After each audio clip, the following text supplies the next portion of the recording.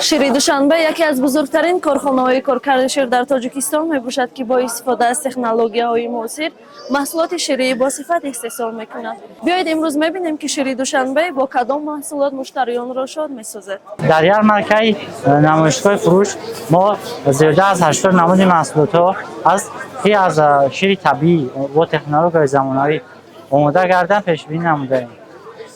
از نموگوی محصولات از نموگوی سیرها، تورک، سمیتانه ها و محصولات برای کودکان عبارت میباشند. و مشتریان گفتنی هستیم که از محصولات وطنی و محصولات که از شیر طبیعی آماده میگردند استفاده برند و سلامتی آنها به نهایت فایده آور میباشد و جمعیت سهام شده که امنیت شیر دوشنبه برای تامین امنیت غذایی جمهوری تاجیکستان سهم بزرگی خود را گذاشته است و در آینده باز با پیشروی ها و دستاوردهای نظررس نائل می‌گردد.